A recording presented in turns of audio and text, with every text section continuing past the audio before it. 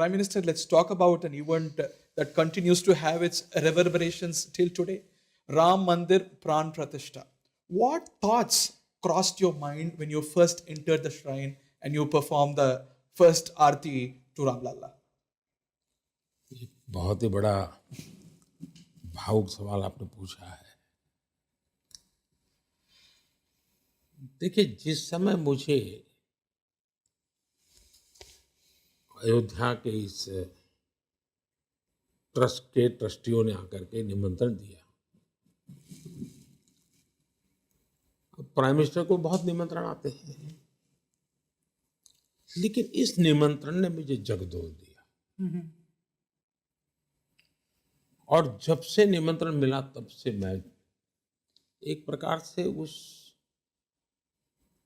Spiritual environment में डूबता गया। मेरे पास शब्द तो है नहीं कि मैं इसका वर्णन कर सकूं। और जो बड़े विज्ञान और अध्यात्म को दुश्मन मानते हैं एक दूसरे का, उन लोगों के लिए हो सकता है मेरी बातें बहुत बड़ा मजाक का एक हथियार भी बन जाए, लेकिन मैं कुछ और अनुभव करने लगा और अगर वाइब फील करने लगा। उसके बाद मैंने एक तय किया कि मैं 11 दिन का अनुष्ठान करूंगा।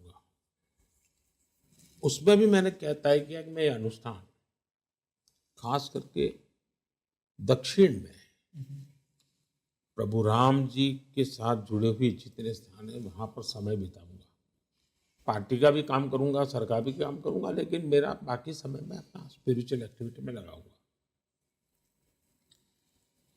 और उस 11 दिन के अनुष्ठान में मैं एक प्रकार से पूरी तरह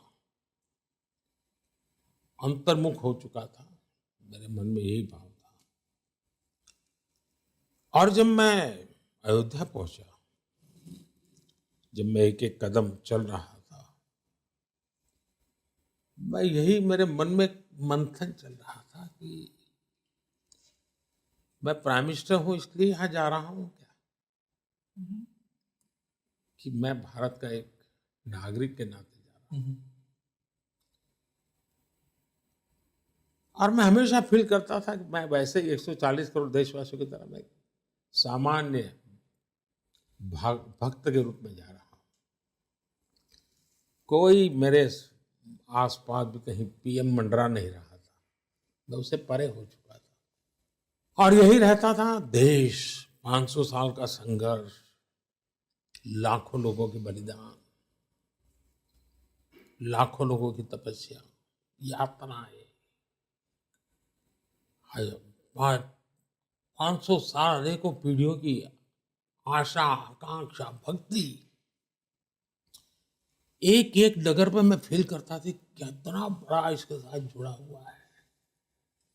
तो मैं इस भाव अवस्था में टेंपल में एंटर किया। पहले तो मैं अनुभव करता था 140 करोड़ देशवासियों का सपना आज पूरा हो रहा है, एक टर्निंग पॉइंट है वगैरह वगैरह। लेकिन जैसे ही रामलला के सामने पहुंचा तो पहले मेरी नजर उनके चरण पे गई और दूसरी मेरी नजर उनकी आंखों पे गई और वहीं मैं अटक गया। कुछ पल तो हमें जो पंडित थे वो ये करो वो करो, मेरा ध्यान ही नहीं रहता था, मेरा ध्यान उसी में लग गया।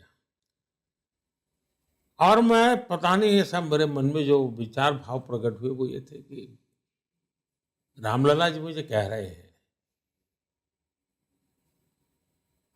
कि अब स्वर्णिम युग प्रारंभ हो चुका है, भारत के दिन आ चुके हैं, भारत आगे बढ़ रहा है और 140 करोड़ देशवासियों के सपने उनकी आंखों में मैं देख रहा था।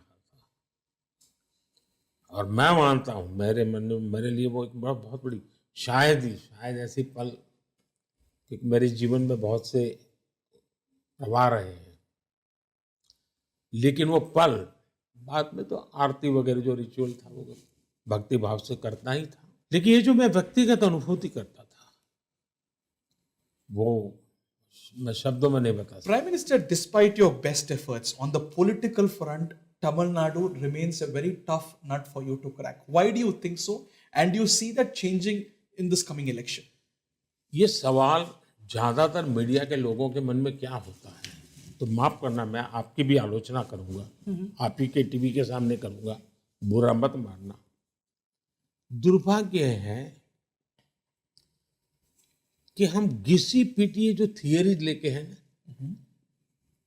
उसी को लेके चलते हैं और सवाल भी उसी के आसपास करते हैं। क्या मैं राजनीति में हूं इसलिए हर काम राजनीति के लिए ही करूंगा क्या? वोट पाने के लिए करूंगा क्या? सत्ता पाने के लिए ही करूंगा क्या? ये सोच कम से कम मुझे फिट नहीं बैठती है। मैं देश के लिए काम कर रहा हूं। तमिलनाडु मेरे देश की बहुत बड़ी ताकत है। सत्ता किसको मिलती है मेरा विषय नहीं है भाई। ठीक है सर, मुझे उनके लिए काम, अगर यही होता ना तो मैं नॉर्थ ईस्ट में कोई काम नहीं करता। नॉर्थ ईस्ट के मेरे मिनिस्टर्स 150 से ज्यादा बार नॉर्थ ईस्ट में गए हैं। हिंदुस्तान के जितने प्रधानमंत्री हो गए वो सब मिलाकर के जितनी बार नॉर्थ ईस्ट गए, मैं अकेला उससे ज्यादा बार गया हूं। इसलिए हर चीज को, चुनाव, राजनीति, बीजेपी, उसी के लिए तोलना मेरे इन प्रामाणिक प्रयासों के साथ अन्याय होगा। ठीक है। मैं मेरे देश के उज्जवल भविष्य के लिए काम कर रहा हूं और तमिलनाडु का नागरिक वोट किसको देता है वो मेरा मुद्दा नहीं है। मुझे उसके सामर्थ्य की तरफ मेरा ध्यान है, उसकी अपेक्षाओं की तरफ मेरा ध्यान है, उसके संकल्पों की तरफ मेरा ध्यान है। और उसमें आज अगर जहां पर मुझे जनता ने बिठाया है, अगर मैं उनकी सेवा कर सकता हूं तो मेरे लिए बहुत बड़ा सद्भाग्य होगा। और ये काम मैं दिल्ली बैठकर नहीं कर सकता, मुझे जाना पड़ता है, मुझे मिलना पड़ता है। तो जैसे हिंदुस्तान के हर कोने में जाता हूं, तमिलनाडु जाता हूं, तो कृपा करके मेरे कोई पॉलिटिकल एजेंडा के तहत मैं वहां जाता हूं, ऐसा कम से कम मेरे केस में मत सोचिए। नहीं, ऐसा हमें नहीं बोला sir, but you do all these things, you have taken a lot of initiatives, but as a politician, अगर रिजल्ट्स आने के समय वो हैव यू एवर थॉट मैं इतना कर रहा हूँ बट क्यों तमिलनाडु के लोग मुझे वोट नहीं दे रहे हैं, लाइक व्हाट इज रॉन्ग, जी व्हाट इज नहीं, देयर अ प्रॉब्लम? मुझे कभी भी तमिलनाडु के नागरिकों के प्रति मेरी कोई शिकायत नहीं है और न ही मेरी शिकायत होनी चाहिए। राइट। मेरा प्यार है, मेरा पागलपन है, वहाँ के कल्चर के प्रति मेरा पागलपन है, वो मुझे खींच के ले जाता है। Prime Minister, you have set Mission 400. After being 2 terms in power, is Mission 400 not too ambitious? Little not too much? ये देश की जनता ने तय किया है, मोदी ने तय नहीं किया, देश की जनता ने तय किया है। क्योंकि देश की जनता को भरोसा हो गया है कि 30 साल स्टेबिलिटी के अभाव में देश का बहुत नुकसान हुआ है। पिछले 10 साल स्टेबिलिटी के कारण देश को बहुत फायदा हुआ है और हर नागरिक को अपने वोट की ताकत समझ में आई है कि मेरे वोट की ताकत है कि मेरा घर का टॉयलेट बनता है, मेरे वोट की ताकत है कि गरीब को खाना मिलता है, मेरे वोट की ताकत है कि गरीब को दवाई मिल रही है। ये देश के सामान्य मानवी का भरोसा बना है और वो चाहते हैं, ये जनता जनार्दन का निर्णय है, मोदी तो निमित्त है। सर, इस 400 पार in this towards this goal, what is your expectation specifically from South India? पहली बात है, पूरे देश में से हमें जबरदस्त जन समर्थन मिल रहा है। हमें उनकी आशा अपेक्षा है उस पर खरा उतरने के लिए अपने आप को हमेशा सज्ज रखना है। मेरा ध्यान उस पर केंद्रित है। Sir, I also want to ask you about the electoral bonds data that has been published. Do you think this has caused some embarrassment to your party, a setback? मुझे बताइए ऐसा क्या किया है कि जिसके कारण मुझे सेटबैक हो? मैं पक्का मानता हूं जो लोग इसको लेकर के आज नाच रहे हैं और गर्व कर रहे हैं वो पछताने वाले हैं। मैं जरा पूछना चाहता हूं इन सभी विद्वानों को कि 2014 के पहले जितने चुनाव हुए, चुनाव में खर्चा तो हुआ ही होगा ना, बिना खर्चा नहीं। कौन एजेंसी है जो मैं बता पाएगी पैसा कहां से आया था, कहां गया और किसने खर्च किया है? क्या ये तो मोदी ने इलेक्ट्रल बॉन्ड बनाया था, इसके कारण आज आप ढूंढ पा रहे हो कि पैसा बॉन्ड किसने लिया, कहां दिया, कैसे। वरना तो पहले तो पता ही नहीं था, चुनाव था तो खर्चा होता था। आज आपको ट्रेल मिल रहा है क्योंकि इलेक्टोरल बॉन्ड थे। कोई व्यवस्था पूर्ण नहीं होती, कमियां हो सकती है, उसको कमियों को सुधारा जा सकता है। कम से कम इलेक्ट्रॉन बॉन्ड होता तो आपके पास जानकारी होती, भाई यहाँ से यहाँ गया, यहाँ गया, यहाँ गया।